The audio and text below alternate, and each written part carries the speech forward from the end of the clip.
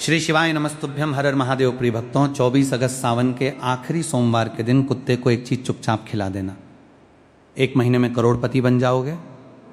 नमस्कार भक्तों, स्वागत है आपका। भक्तों, ओम नमः शिवाय, हर हर महादेव। भक्तों, क्या आप जानते हैं कि सावन का पवित्र महीना चल रहा है, जो कि अब अंतिम पड़ाव पर आने में बस कुछ ही दिन शेष रह गए। भक्तों, सावन का चौथा और अंतिम सोमवार आने वाला है। अगर आपने भी सावन के इस पवित्र महीने में प्रतिदिन सच्चे मन से शिवलिंग पर एक लोटा जल चढ़ाया है, बेलपत्र चढ़ाया है, धतूरा चढ़ाया है और पूरे सावन सोमवार का व्रत भी रखा है, लेकिन फिर भी आपको रद्दी भर फर्क नहीं पड़ा, आप पूजा पाठ करते हो, बहुत मेहनत करते हो, फिर भी कोई असर देखने को नहीं मिला, बने बनाए काम बिगड़ रहे हैं, व्यापार ठप्प हो गया है, धन आने के सभी रास्ते बंद हो गए हैं, घर में बीमारी कंगाली बनी हुई है, चारों तरफ परेशानी ही परेशानी छाई हुई है। ऐसा लगता है कि माता लक्ष्मी दहलीज तो आती है पर उल्टे पैर वापस लौट जाती है।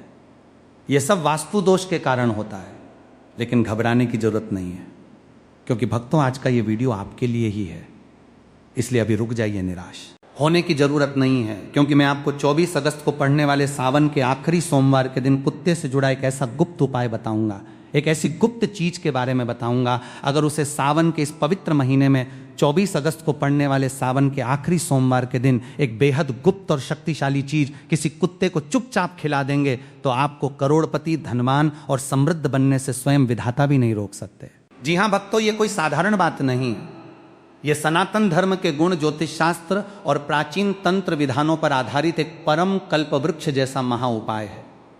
साथ ही साथ मैं आपको कुछ चमत्कारी और दिव्या वृक्ष के बारे में बताऊंगा, जिनके दर्शन करने मात्र से मनुष्य की किस्मत चमक जाती है, गरीबी खत्म हो जाती है। और अगर इन वृक्षों को छू लेते हो और अपनी कितनी भी पुरानी से पुरानी मनोकामना क्यों न हो, चाहे वो धन को लेकर हो या किसी कारोबार को लेकर, 24 घंटे में पूरे होती है। जो कोई भक्त सच्चे मन से सावन के अंतिम सोमवार के दिन इन वृक्षों को छूकर सच्चे मन से अपनी मनोकामना मांगता है, वो पूर्ण होती हैं। और इतना धन महादेव की कृपा से आता है कि आने वाली 17 पीढ़ी घर बैठकर खा सकते हैं। इसलिए आज ही वीडियो में आपको ऐसे ऐसे उपाय बताने जा रहा हूं, ऐसे ऐसे कुछ गुप्त रहस्य बताने जा रहा हूं, जिन्हें जानना आपके लिए बेहद ही जरूरी है।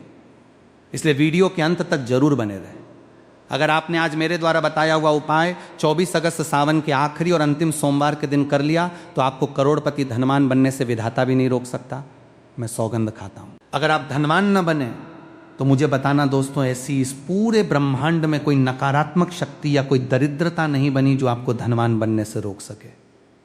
भक्तों, यदि आप सावन के इसी पवित्र महीने में, यदि आपकी किस्मत का ताला वर्षों से जंग खा चुका है, यदि आपके सिर पर कर्जे का पहाड़ टूट पड़ा है, यदि घर में पैसा आता तो है लेकिन टिकता नहीं और बीमारियां आपका पीछा नहीं छोड़ रही हैं, तो आज का ये विशेष कार्यक्रम आपके जीवन की दिशा और दशा दोनों को हमेशा हमेशा के लिए बदलने वाला है। माताएं एवं बहनों तथा सभी समर्पित शिव भक्तों, आज हमारे इस चैनल की वीडियो को शुरू से लेकर अंत तक पूरी एकाग्रता और सच्ची श्रद्धा के साथ जरूर देखना। भूलकर भी इस वीडियो को बीच में छोड़ने की गलती मत करना, क्योंकि आधा अधूरा ज्ञान हमेशा अहितकारी होता है। भक्तों, जैसा कि आपको मालूम होगा कि भगवान भोलेनाथ बड़े ही भोले हैं, एक लोटा जल से ही प्रसन्न हो जाते हैं, लेकिन पूजा के दौरान की गई एक छोटी सी गलती या भूल भोलेनाथ को शीघ्र ही क्रोधित भी कर देती है। इसलिए भूलकर भी ऐसे काम न करें, ऐसी गलतियां न करें जिससे आपकी पूरी पूजा का फल नष्ट हो जाए। इसलिए मैं आपको कुछ गलतियों के बारे में भी इस वीडियो में बताने वाला हूं, जिन्हें भूलकर भी 24 अगस्त सावन के आखिरी सोमवार के दिन नहीं करना है, अन्यथा आपकी पूजा पाठ पर बुरा असर पड़ेगा और सारे किए किराए पर पानी फिर जाएगा। इसलिए भक्तों, अगर आज आपने इस उपाय की बारीकियों को नहीं समझा तो पूरी जिंदगी आपको पछताना पड़ सकता है, क्योंकि सावन का यह पावन महीना और 24 अगस्त का यह अंतिम सोमवार बार बार नहीं आता। यह वीडियो उन सभी माता बहनों और शिव भक्तों के लिए एक वरदान की तरह है जो पूरे सावन सोमवार का व्रत रखते हैं, प्रतिदिन महादेव का ध्यान करते हैं और शिवलिंग पर निष्ठापूर्वक एक लोटा जल अर्पित करते हैं। धार्मिक परंपराओं, पुराणों और वैदिक ज्योतिष शास्त्र में कुत्ते को केवल एक साधारण प्राणी नहीं, बल्कि साक्षात भगवान काल भैरव का वाहन माना गया है। भगवान काल भैरव स्वयं देवादिदेव महादेव के ही एक अत्यंत तेजस्वी, शक्तिशाली और पूजनीय रुद्र स्वरूप हैं। काल भैरव जी को काल का भी काल कहा जाता है, जो अपने भक्तों के जीवन से भय, दरिद्रता, अकाल मृत्यु और पापी ग्रहों के समस्त दुष्प्रभावों को क्षण भर में भस्म कर देते हैं। इसलिए सावन के इस अत्यंत पवित्र अवसर पर और विशेष रूप से 24 अगस्त को सावन के अंतिम और सबसे बड़े सोमवार के दिन किसी भूखे बेजुबान कुत्ते की सेवा करना और उसे पूर्ण सात्विक विधि से प्रेम पूर्वक भोजन कराना अनंत गुना पुण्य देने वाला माना जाता है। मेरे प्रिय भक्तों, आज की इस विस्तृत और विशेष वीडियो में हम आपको अत्यंत गहराई से बताएंगे कि वो कौन सी एक महागुप्त चीज है जिसे सावन के इस आखिरी सोमवार को कुत्ते को खिलाने का विधान हमारे ऋषि मुनियों ने बताया है। इसे किस शुभ मुहूर्त में बनाना है, किस उंगली से इस पर दिव्य सामग्री लगानी है, किस समय और किस गुप्त विधि से कुत्ते को अर्पण करना है तथा इस दौरान किन किन कठोर नियमों और सावधानियों का पालन करना अनिवार्य है ताकि आपकी पूजा, आपकी सेवा और आपके व्रत का पूर्ण फल आपको और आपके पूरे परिवार को प्राप्त हो सके। इसलिए इस महा एपिसोड में अंत तक हमारे साथ बने रहें, क्योंकि आज हम जिस गुप्त वास्तु और गुप्त उपाय की बात करने जा रहे हैं वो आपके जीवन के बंद दरवाजों को खोलने की कुंजी है। भक्तों, वर्ष 2026 में सावन का ये अलौकिक मास अत्यंत शुभ ग्रहों के संयोग के साथ आया है। ये पावन महीना 30 जुलाई से प्रारंभ होकर 28 अगस्त तक चल रहा है। इस दौरान कुल 4 सावन सोमवार का अति दुर्लभ संयोग बना है। उत्तर भारतीय पूर्णिमान पंचांग के अनुसार इस वर्ष के चारों सावन सोमवार की तिथियां इस प्रकार हैं। पहला सावन सोमवार व्रत 3 अगस्त 2026 को पड़ा। दूसरा सावन सोमवार व्रत 10 अगस्त 2026 को हुआ। तीसरा सावन सोमवार व्रत 17 अगस्त 2026 को संपन्न हुआ। और अब आने वाला चौथा तथा सबसे मुख्य एवं अंतिम सावन सोमवार व्रत 24 अगस्त 2026 को है। दोस्तों, ये 24 अगस्त का अंतिम सावन सोमवार पूरे सावन महीने की सिद्धि प्राप्त करने का सबसे बड़ा दिन है। सावन का जो महीना और सोमवार का दिन होता है वो भगवान भोलेनाथ और श्री हरिनारायण दोनों की असीम कृपा प्राप्त करने का दिव्य द्वार होता है। जब सावन का महीना अंतिम पड़ाव पर होता है तो ब्रह्मांडीय ऊर्जा अपने उच्चतम शिखर पर होती है। इस समय पृथ्वी पर जल तत्व और वायु तत्व में एक अलौकिक स्पंदन होता है।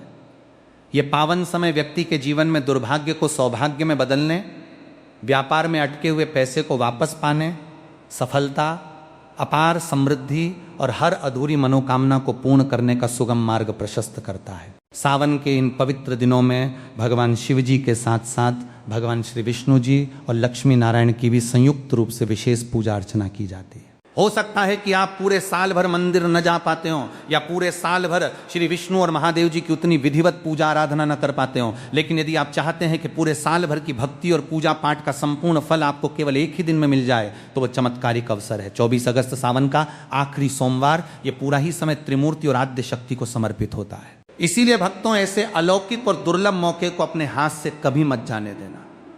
24 अगस्त 2026 का ये पावन अवसर यदि आपके हाथ से निकल गया तो आपको पूरे 1 वर्ष तक प्रतीक्षा करनी पड़ेगी। सावन के इस महीने में और 24 अगस्त के दिन यदि आप इस गुप्त उपाय को कर लेते हैं तो यदि आप वर्षों पुराने कर्ज के बोझ तले दबे हैं, यदि आपके घर में पैसा आता तो है लेकिन पानी की तरह बह जाता है, यदि घर की शांति भंग हो चुकी है और बीमारियां खत्म होने का नाम नहीं ले रही हैं, तो आज चैनल पर हम आपको एक ऐसा गुप्त आध्यात्मिक रहस्य बताने जा रहे हैं जो आपको किसी सामान्य किताब या साधारण चर्चा में नहीं मिलेगा। सावन के इस अंतिम सोमवार को अगर आपने सही समय, सही विधि और सही भाव से यह कार्य कर लिया तो अगले 24 से 48 घंटों के भीतर आपकी किस्मत ऐसी पलटी मारेगी कि आप स्वयं स्तब्ध रह जाएंगे। निर्धन से निर्धन व्यक्ति भी राजा के समान सुख भोगने लगता है, और जो लोग आपकी बर्बादी और पतन का इंतजार कर रहे थे वे आपकी दिन दुगनी रात चौगुनी तरक्की देखकर दंग रह जाएंगे। आपके जीवन के समृद्धि के सारे बंद दरवाजे खुल जाएंगे और आपके घर पर साक्षात काल भैरव महादेव और माता महालक्ष्मी की कृपा मूसलाधार बारिश की तरह बरसेगी। लेकिन भक्तों, इसकी एक अत्यंत कठोर शर्त है। उपाय करने का तरीका और विधि 100% सही होनी चाहिए। एक छोटी सी भूल, एक छोटी सी अज्ञानता आपके पूरे उपाय को निष्फल कर सकती है। इसलिए इस वीडियो को बहुत ध्यान से सुने। माताएं, बहनों और मेरे प्रिय शिव भक्तों, अक्सर जब मनुष्य के जीवन में दुर्भाग्य का अंधकार छा जाता है, जब बनते हुए काम अंतिम क्षण में बिगड़ जाते हैं और मेहनत करने के बाद भी सफलता की जगह केवल असफलता और कर्जा ही हाथ लगता है, तो लोग घबराकर बड़े बड़े अनुष्ठान करवाते हैं, महंगे रत्न पहनते हैं, लेकिन फिर भी उन्हें मनोवांछित फल प्राप्त नहीं होता। क्या आपने कभी सोचा है कि ऐसा क्यों होता है? ऐसा इसलिए होता है क्योंकि हम उस मूल आध्यात्मिक द्वार को भूल जाते हैं जो सीधे भगवान शिव के रुद्र स्वरूप यानी भगवान काल भैरव से जुड़ा हुआ है, और वह दिव्य द्वार है। बेजुबान जीवों की निष्काम सेवा, विशेषकर बेजुबान कुत्ते की सेवा सनातन धर्म के प्राचीन ग्रंथ ऋग्वेद और तंत्र शास्त्र में स्पष्ट रूप से वर्णन आता है कि कुत्ता केवल एक सामान्य चौपाया प्राणी नहीं है। कुत्ते के भीतर एक अत्यंत सूक्ष्म और पराभौतिक शक्ति होती है, जिससे वो उन नकारात्मक शक्तियों, ऊपरी बाधाओं और अदृश्य ऊर्जाओं को आसानी से देख और महसूस कर सकता है, जिन्हें हम इंसान अपनी साधारण आंखों से नहीं देख पाते। भगवान काल भैरव का परम वाहन साक्षात भगवान शिव के अत्यंत उग्र और कल्याणकारी स्वरूप भगवान काल भैरव का वाहन कुत्ता है। जब आप किसी भूखे कुत्ते को भोजन देते हैं तो वह भोग सीधे भगवान काल भैरव तक पहुंचता है। धर्मराज का प्रतीक महाभारत के महाप्रस्थानिक पर्व का वो प्रसंग याद कीजिए, जब पांडव स्वर्गारोहण की यात्रा पर निकले थे। मार्ग में एक एक करके द्रौपदी और चारों भाई गिर पड़े, लेकिन अंत तक महाराज युधिष्ठिर के साथ केवल एक कुत्ता ही चलता रहा। स्वर्ग के द्वार पर स्वयं धर्मराज ने उस कुत्ते के रूप से प्रकट होकर युधिष्ठिर को दर्शन दिए थे।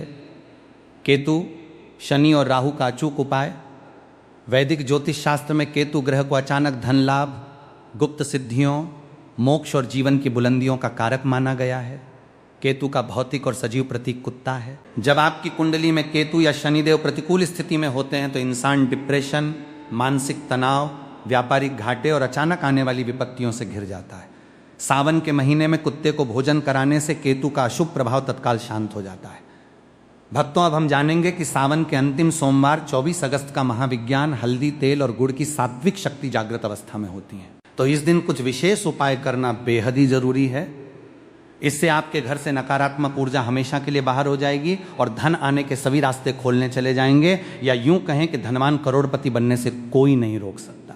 इसलिए भक्तों, चैनल पर आज हम आपको इस गुप्त उपाय के पीछे छिपा वो अद्भुत आध्यात्मिक और ज्योतिषीय विज्ञान बताने जा रहे हैं, जो आपको हैरान कर दे। बिल्कुल ही ध्यानपूर्वक ध्यान लगाकर 5 से 10 मिनट निकालकर वीडियो को पूरा सुनना है और समझना है।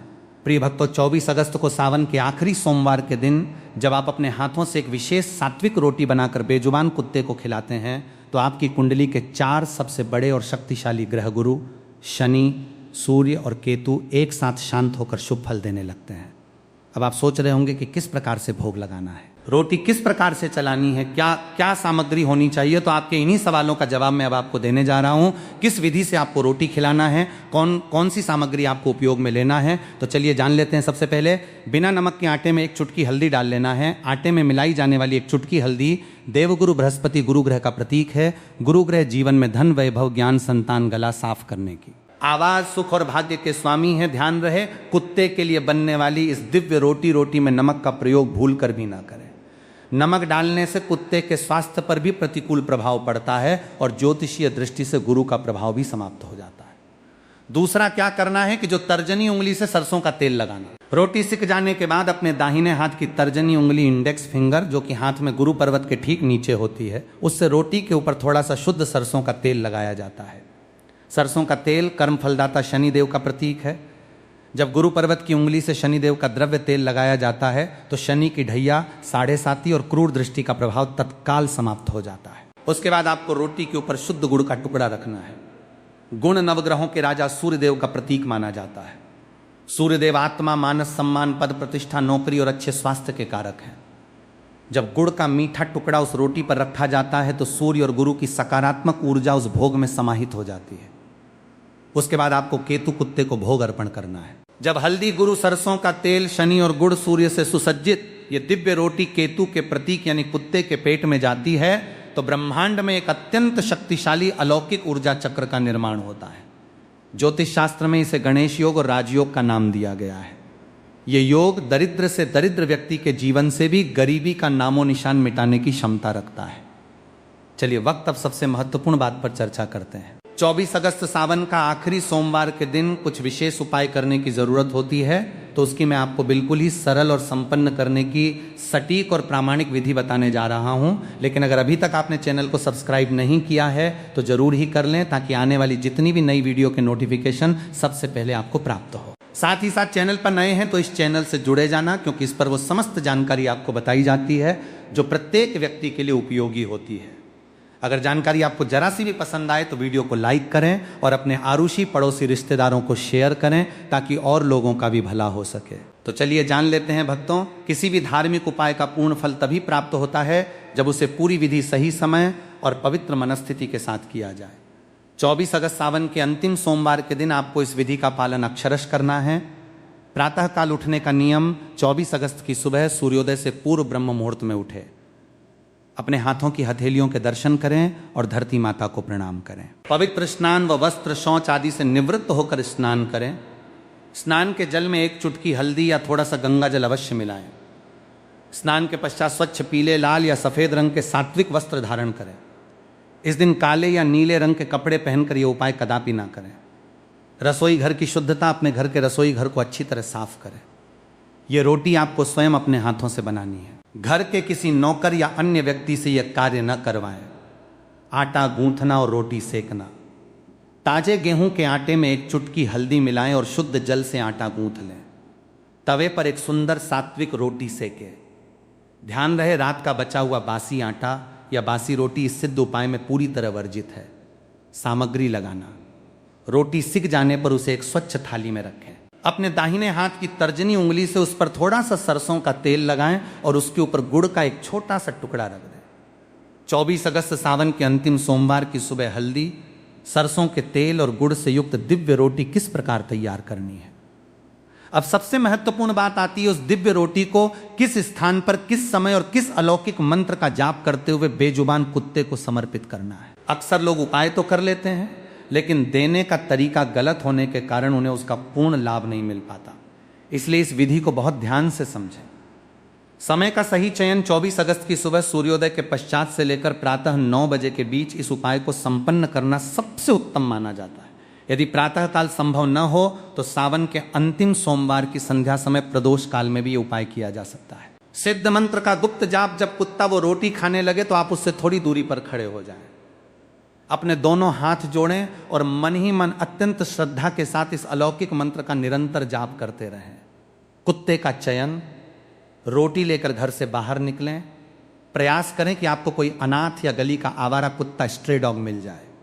ध्यान रहे, ये कुत्ता किसी का पालतू पेट नहीं होना चाहिए। यदि आपको कोई काला कुत्ता मिल जाता है तो यह सोने पर सुहागा है, क्योंकि काले कुत्ते में भगवान काल भैरव की ऊर्जा का विशेष प्रभाव होता है। लेकिन यदि काला कुत्ता न मिले तो किसी भी भूरे, सफेद या चित्त कवरे कुत्ते को भी ये रोटी दी जा सकती है।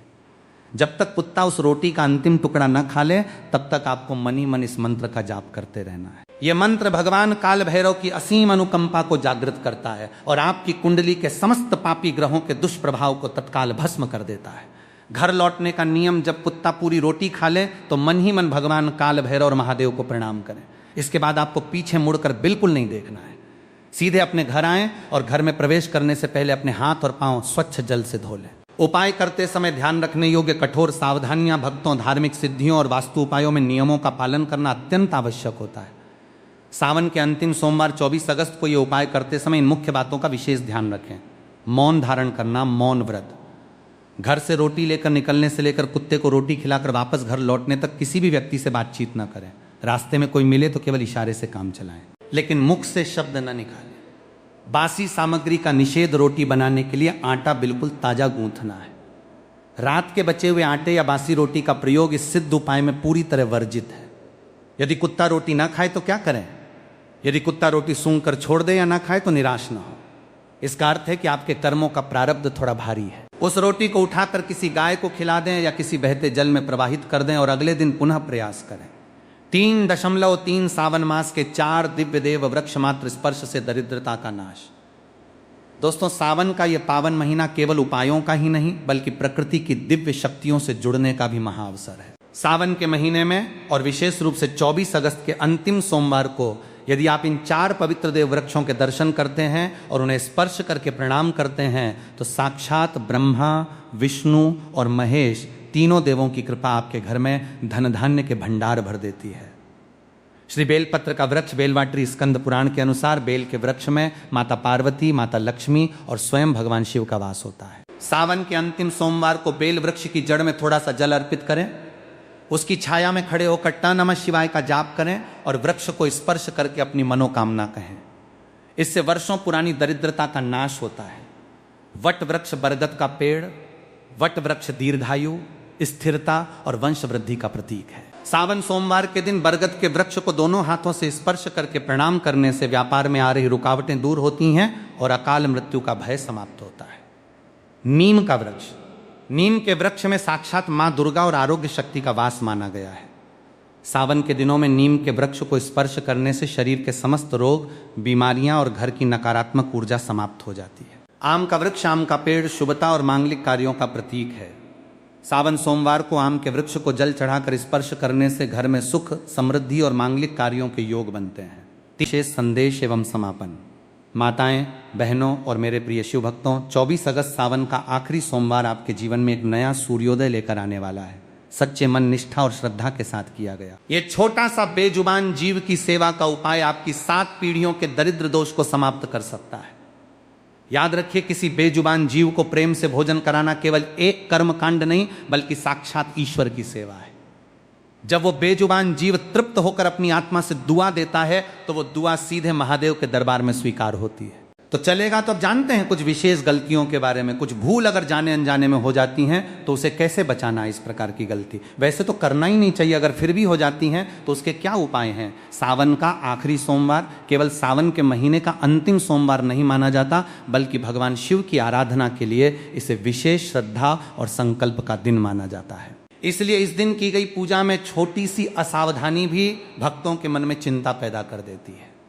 खासकर जब हम शिवलिंग पर जल, दूध, बेलपत्र, फूल, भस्म और दूसरी पूजन सामग्री अर्पित करते हैं तो ये जानना बहुत जरूरी हो जाता है कि कौन सी वस्तु किस प्रकार चढ़ानी चाहिए और किन चीजों को शिवलिंग पर चढ़ाने से बचना चाहिए। कई बार भक्त पूरी श्रद्धा से पूजा करते हैं लेकिन जानकारी के अभाव में ऐसी सामग्री शिवलिंग पर चढ़ा देते हैं जिसे उनकी परंपरा में अर्पित करना उचित नहीं माना जाता। इसलिए अगर आप भी सावन के आखिरी सोमवार को शिवलिंग का अभिषेक करने वाले हैं तो इस बात को बिल्कुल ध्यान से समझिए, क्योंकि पूजा में केवल सामग्री महत्वपूर्ण नहीं होती बल्कि उसे चढ़ाने का तरीका, मन की शुद्धता और श्रद्धा भी उतनी ही महत्वपूर्ण मानी जाती है।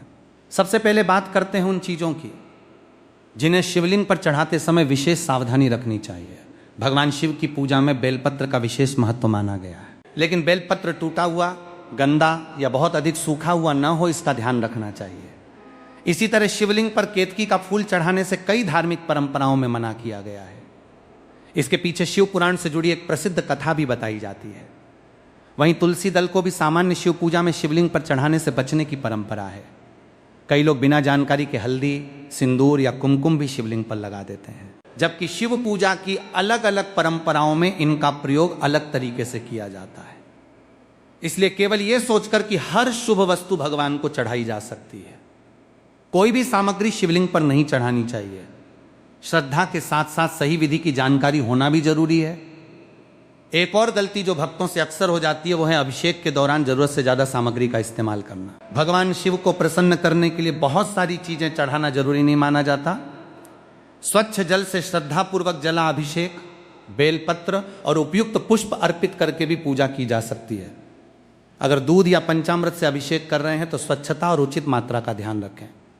सबसे महत्वपूर्ण बात यह है कि शिवलिंग पर कोई ऐसी वस्तु न चढ़ाएं जिसके बारे में आपको स्वयं जानकारी ना हो, और अगर अनजाने में कोई ऐसी वस्तु चढ़ भी जाए जिसे आपकी परंपरा में वर्जित माना जाता है तो डरने या ये मान लेने की जरूरत नहीं कि अब कोई अनिष्ट निश्चित हो जाएगा। भगवान शिव की पूजा में क्षमा और श्रद्धा का भाव सबसे महत्वपूर्ण है।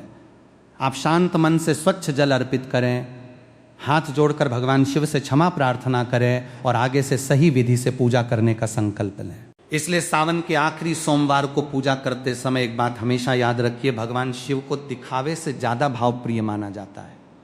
शिवलिंग पर चढ़ाई जाने वाली हर वस्तु के पीछे कोई ना कोई धार्मिक परंपरा और प्रतीकात्मक अर्थ जुड़ा हुआ है।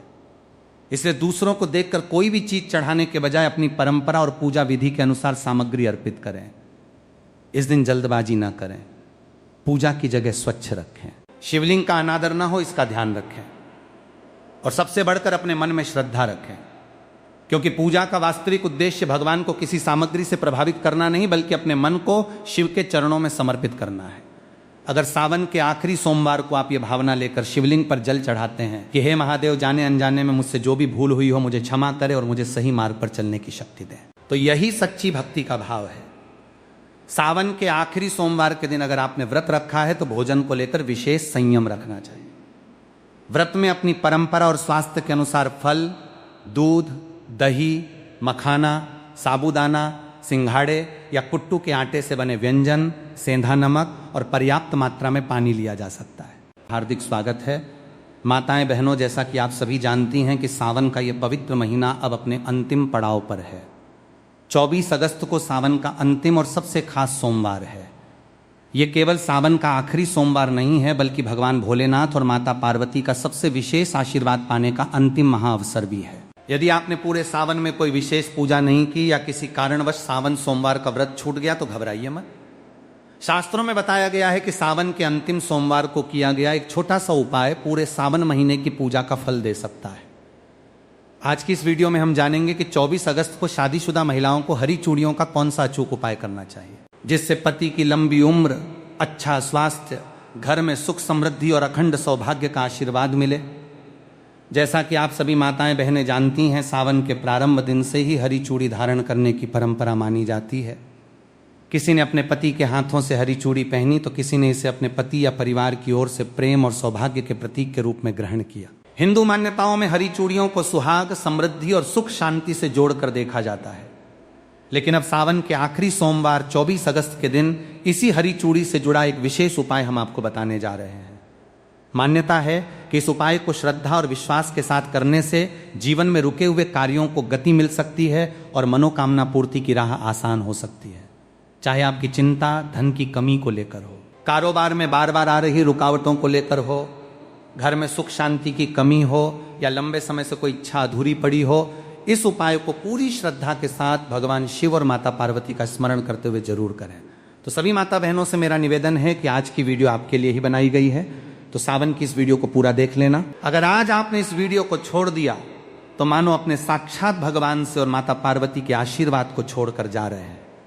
क्योंकि भक्तों, आज की इस वीडियो में हम विस्तार से जानेंगे सावन चूड़ियों का धार्मिक महत्व क्या है, इन्हें सावन महीने में खरीदने का शुभ दिन कौन सा है, पहनने का सही समय क्या है, किन दिनों में भूल कर भी इन्हें नहीं खरीदना चाहिए, और तो और जिन्होंने सावन के प्रारंभ में ही हरी चूड़ी खरीदी है, हाथों में धारण किए पहनी हुई है, तो उनका क्या करें। तो ये गुप्त उपाय बताऊंगा, और आखिर क्यों मां पार्वती को अर्पित करके पहनी गई चूड़ियां विशेष रूप से शुभ मानी जाती हैं, इन सभी सवालों के जवाब हम आपको इसी वीडियो में देने जा रहे हैं। तो वीडियो के अंत तक आपको बने रहना है। वीडियो को काट काट कर देखने के भूल बिल्कुल भी मत कीजिएगा। माताएं बहनों, अगर आप चाहती हैं कि भोलेनाथ और मां पार्वती की कृपा आपके परिवार पर बनी रहे, पति की आयु, स्वास्थ्य और उन्नति के लिए आपका श्रृंगार वास्तव में मंगलकारी बने, तो इस वीडियो को अंत तक अवश्य देखिएगा।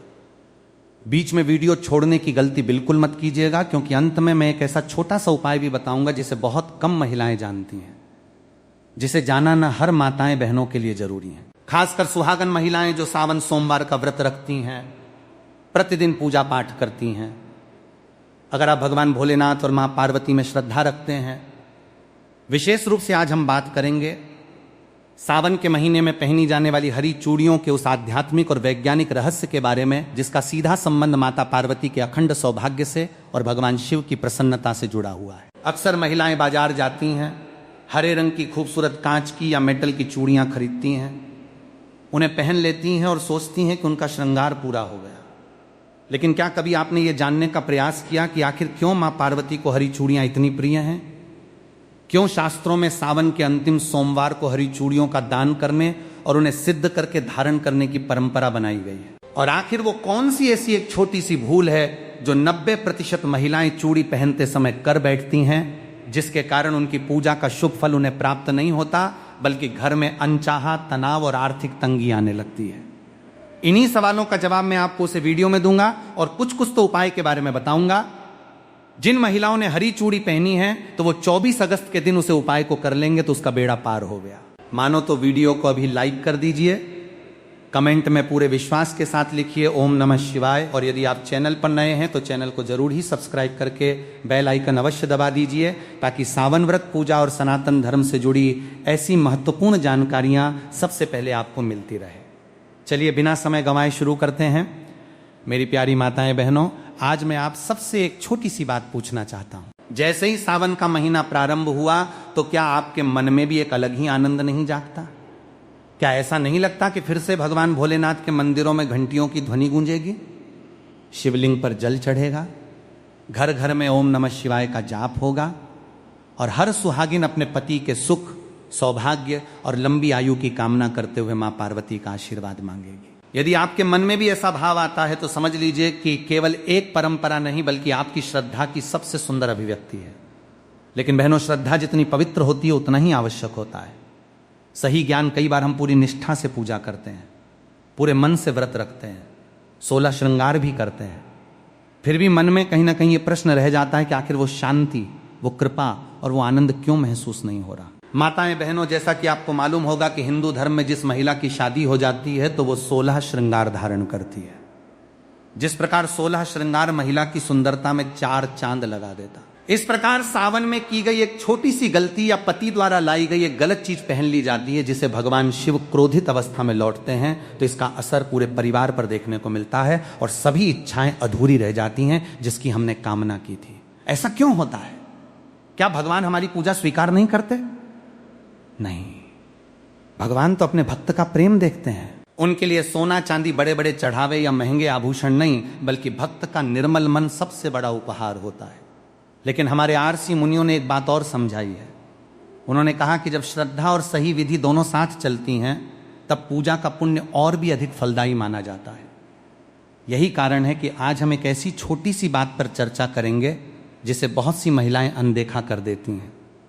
वो बात है सावन की हरी चूड़ियां। बहनों, आपको यह सुनकर आश्चर्य होगा कि हर साल हजारों महिलाएं पूरे उत्साह से हरी चूड़ियां खरीदती हैं, लेकिन उनमें से अधिकांश को यह पता ही नहीं होता कि इन्हें खरीदने का शुभ समय क्या माना जाता है, किस दिन पहनना उचित माना जाता है और पहनने से पहले कौन सा छोटा सा धार्मिक कार्य करना चाहिए।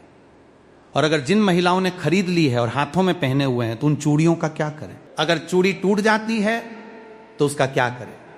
क्या कचरे में फेंक देना सही होगा या फिर दूसरी चुड़ैल लगाकर पहनना होगा? आज की पूरी चर्चा इसी विषय पर है।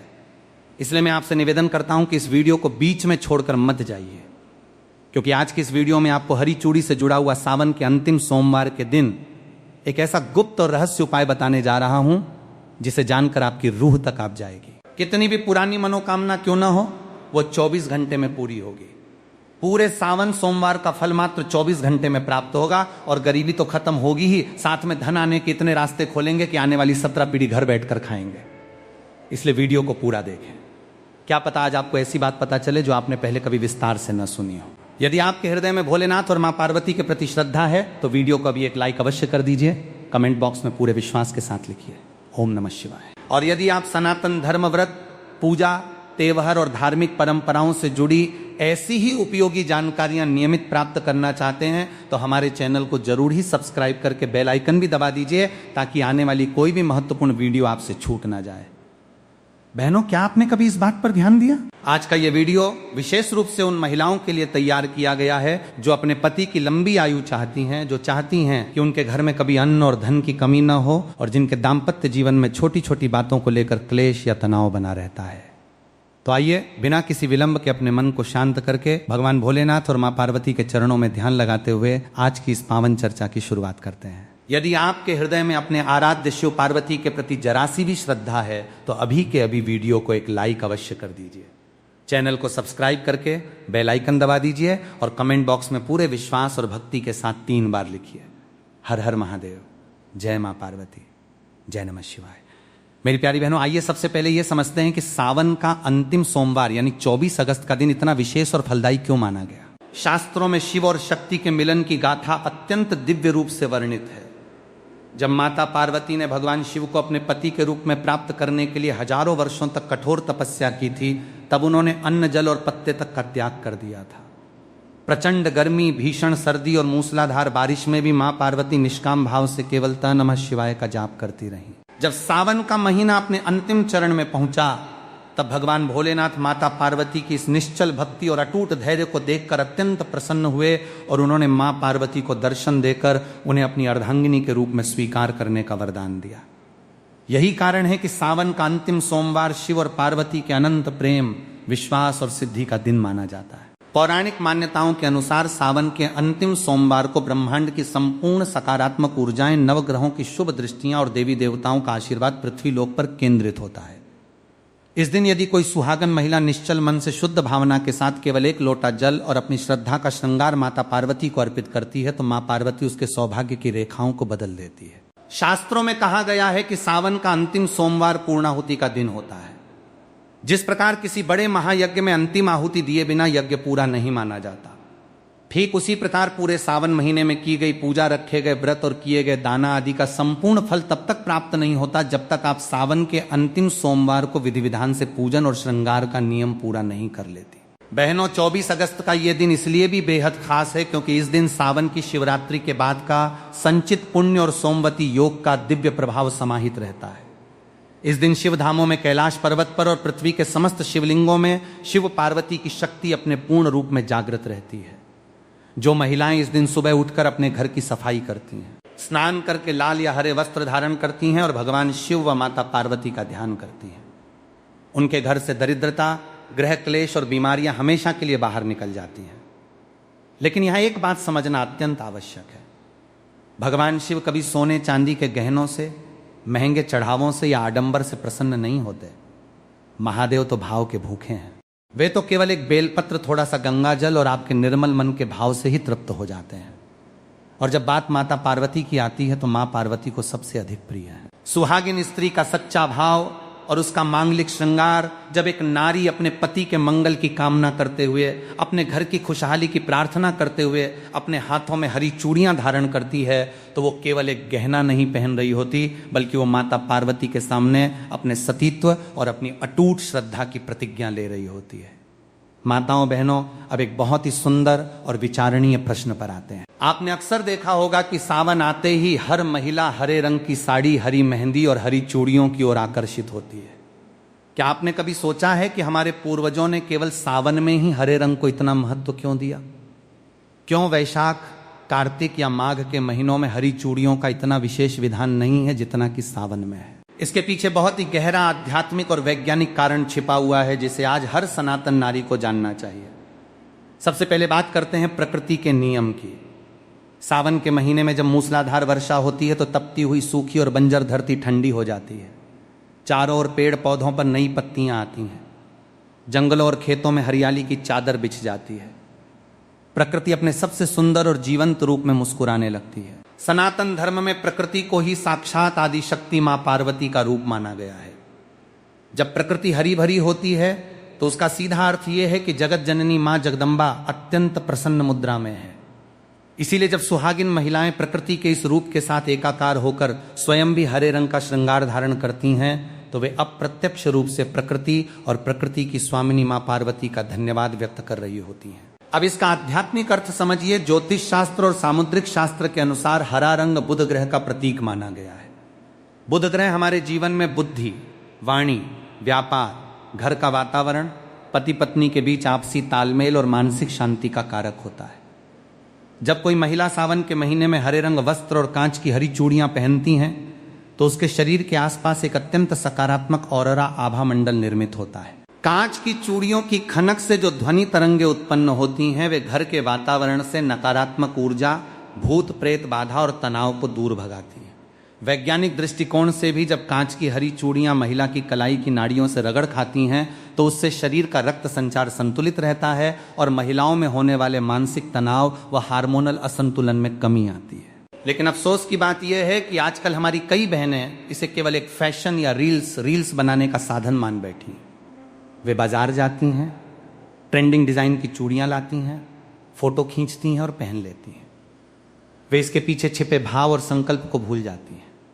बहनों, याद रखिए, यदि चूड़ी केवल हाथ में सजाने के लिए पहनी जाए तो वो धातु या कांच का एक टुकड़ा मात्र है। लेकिन यदि वही हरी चूड़ी भगवान शिव और मां पार्वती के चरणों में स्पर्श कराकर अपने पति की लंबी आयु का संकल्प लेकर पहनी जाए तो वो साक्षात अखंड सौभाग्य का रक्षा कवच बन जाती है। मेरी प्यारी माताओं और बहनों, अब ध्यान से सुनिए उस सबसे महत्वपूर्ण बात को जिसके लिए आप इस वीडियो से जुड़ी हैं।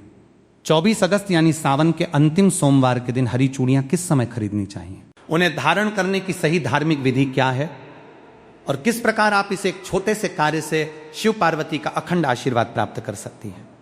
हरी चूड़ी खरीदने का शुभ समय और नियम। शास्त्रों के अनुसार सावन के अंतिम सोमवार को यदि आप नई हरी चूड़ियां खरीदने जा रही हैं तो ध्यान रखें कि खरीदारी हमेशा सूर्योदय के पश्चात और दोपहर से पहले प्रातः काल के शुभ मुहूर्त में या फिर शाम को प्रदोष काल के समय ही करें। दोपहर के समय जब सूर्य अत्यंत प्रचंड होता है 12 से 1:30 बजे के बीच, तब चूड़ियों की खरीदारी करने से बचना चाहिए। चूड़ी खरीदते समय सबसे पहली सावधानी यह बरतें कि चूड़ियां केवल कांच ग्लास की ही होनी चाहिए। आजकल बाजार में प्लास्टिक, फाइबर या अन्य धातुओं की चूड़ियां बहुत मिलती हैं। शास्त्रों में पूजा पाठ और सौभाग्य संवर्धन के लिए केवल और केवल कांच की चूड़ियों को ही उत्तम माना गया है, क्योंकि कांच में दिव्य ध्वनियों और मंत्रों के प्रभाव को अवशोषित करने की अद्भुत क्षमता होती है। चूड़ी खरीदते समय यह सुनिश्चित कर लें कि उसमें कहीं कोई बाल ना हो, वो चटकी हुई ना हो और उसका रंग चमकदार हरा हो। चलिए माताएं बहनों, अब हम जान लेते हैं 24 अगस्त सावन के आखिरी सोमवार के दिन चूड़ी धारण करने से पहले की संपूर्ण पूजन विधि। 24 अगस्त की सुबह स्नान ध्यान से निवृत्त होकर स्वच्छ वस्त्र हरे या लाल रंग के धारण करें। यदि आपके घर के पास कोई शिव मंदिर है तो मंदिर जाएं। यदि मंदिर जाना संभव न हो तो अपने घर के पूजा स्थान में ही एक लकड़ी की चौकी पर लाल या पीला कपड़ा बिछाएं। उस पर भगवान शिव और माता पार्वती की प्रतिमा या चित्र स्थापित करें। अब एक शुद्ध तांबे या पीतल की थाली लें। उस थाली में थोड़ा सा शुद्ध जल छिड़के और उस पर रोली व हल्दी से स्वास्तिक का निर्माण करें। अब जो नई हरी चूड़ियां आप बाजार से लाई हैं, कम से कम 16 या 24 चूड़ियां, उन्हें उस स्वास्तिक के ऊपर रख दें। इसके बाद चूड़ियों पर थोड़ा सा गंगा जल या शुद्ध जल छिड़क कर उन्हें पवित्र करें। फिर चुटकी भर हल्दी, थोड़ा सा कुमकुम और अक्षत बिना टूटे हुए चावल उन चूड़ियों पर अर्पित करें। इसके साथ ही माता पार्वती के चरणों में लाल चुनरी और 16 श्रृंगार की सामग्री, जिसमें मेहंदी, सिंदूर, बिंदी, कंगा आदि शामिल हो, अर्पित करें। अब अपने हाथ में एक धूप बत्ती या गाय के शुद्ध घी का दीपक जलाएं। दीपक की लौ से चूड़ियों को 7 बार आरती की भांति घुमाएं। इसके बाद अपने दोनों हाथ जोड़कर अपनी आंखें बंद करें और माता पार्वती का ध्यान करते हुए इस दिव्य मंत्र का 11 बार जाप करें। देहि सौभाग्यम आरोग्यम देह में परम सुखम रूपम देह जयम देह यशो देहि द्विषो जही। यदि आपको यह संस्कृत मंत्र कठिन लगे तो आप अत्यंत सरल भाषा में, अपनी मातृभाषा में माँ पार्वती से प्रार्थना कर सकती हैं। हे संपूर्ण जगत की माता गौरी, हे जगदम्बे, जैसे आपका और भोलेनाथ का संबंध अनंत और अमर है, वैसे ही मेरे सुहाग की सदा रक्षा करना। मेरे पति को उत्तम स्वास्थ्य, लंबी आयु और सन्मार्ग प्रदान करना। मेरे घर परिवार में कभी प्रेम की हरियाली कम न होने देना और मेरी इस नादान भेंट को स्वीकार करना। धारण करने का नियम: प्रार्थना समाप्त होने के बाद उन चूड़ियों में से एक जोड़ा 2 चूड़ियां निकालकर माता पार्वती के चरणों में ही चढ़ा रहने दें। बाकी बची हुई हरी चूड़ियों को अत्यंत आदर और भक्तिभाव के साथ प्रसाद मानकर अपने दोनों हाथों में धारण कर लें। माँ पार्वती के चरणों में चढ़ाया गया एक जोड़ा आप किसी सुहागिन ब्राह्मणी को, अपनी सास को, ननद को या किसी भी जरूरतमंद शादीशुदा महिला को सादर भेंट कर सकती हैं। माताओं बहनों, जब आप इस विधि से सिद्ध करके 24 अगस्त को हरी चूड़ियां पहनेंगे तो वो चूड़ी केवल एक साधारण आभूषण नहीं रहेगी, वो साक्षात जगदम्बा का कवच बन जाएगी जो आपके जीवन से हर दुख और संकट को दूर रखेगी। माताएं बहनों, अगर आपने सावन के पहले सोमवार के दिन ही हरी चूड़ी पहन ली है तो कोई बात नहीं है। अब बारी है उसका गुप्त उपाय करने की, जो कि हम आपको बताने जा रहे हैं। आपका सब्र यहां पर खत्म होता है। बिल्कुल ही ध्यानपूर्वक आपको इन उपायों को सुनना है और समझना है। माताओं बहनों, सावन का अंतिम सोमवार कोई साधारण दिन नहीं है। इस दिन यदि हरी चूड़ियों के साथ साथ कुछ विशेष और प्राचीन शास्त्रीय प्रयोग किए जाएं तो घर की दरिद्रता और दुर्भाग्य का सर्वनाश हो जाता है। आज मैं आपको ऐसे 3 महा उपाय बताने जा रहा हूं जिन्हें हमारे शास्त्रों में अत्यंत गुप्त और प्रभावशाली माना गया है। पहला प्रयोग: अखंड सौभाग्य और पति की तरक्की का उपाय। यदि आपके पति का व्यापार ठीक से नहीं चल रहा है, वे लंबे समय से नौकरी की तलाश में हैं या उनके बनते बनते काम अंतिम समय में बिगड़ जाते हैं, तो 24 अगस्त को यह उपाय अवश्य करें। विधि: सावन के अंतिम सोमवार की शाम को प्रदोष काल में 5 कांच की हरी चूड़ियां, 5 बेलपत्र बिना कटे फटे और एक साबुत हल्दी की गांठ लें। इन तीनों चीजों को एक